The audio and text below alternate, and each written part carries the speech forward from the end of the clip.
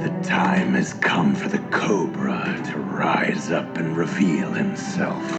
So now let's take a look at how the Federal Reserve can help to lessen the crowding out effect. So the Federal Reserve, which is in charge of the banking system, which is the banker's bank, can anticipate, this is why the Federal Reserve and Congress should work together so they know what each other is doing.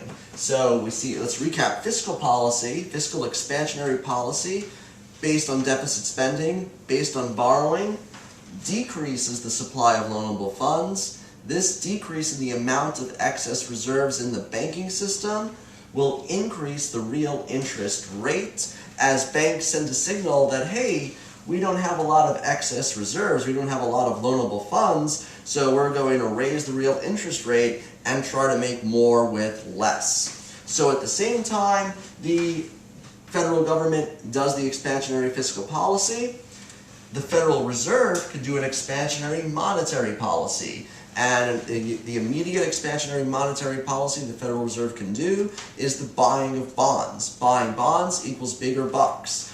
This will increase the money supply, and where does the cash for these bonds go? It goes immediately into the banking system. The Federal Reserve buys the bank's bonds from the banks for excess reserves, for cash. This cash becomes immediate excess reserves. So this increases the supply of loanable funds. As the supply of loanable funds increases, we see an increase in the quantity of loanable funds, and as banks have more loanable funds, now they could say, hey, we have all this extra money, let's lower our real interest rate so people and businesses know they should come borrow from us. So we have two things happening at the same time.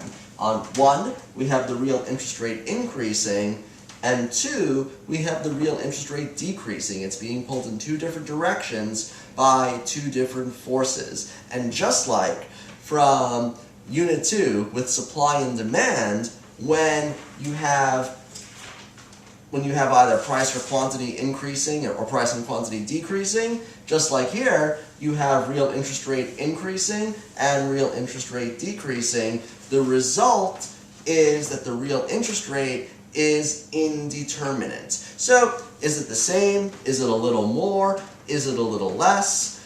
We're not sure because it is theory. But what we do know is that the crowding out effect, that effect has not been nullified, but it has most likely been lessened because of this injection of more excess reserves and loanable funds to put a downward pressure on the real interest rate as the federal government is putting an upward pressure on the real interest rate. So we have real interest rate increasing, real interest rate decreasing, and the result is an indeterminate real interest rate. So this is how the Federal Reserve can work with the Federal Reserve, can work with the federal government to try to lessen those negative side effects so that real interest rates do not drastically change and thus nullify the positive outcome of expansionary fiscal policy.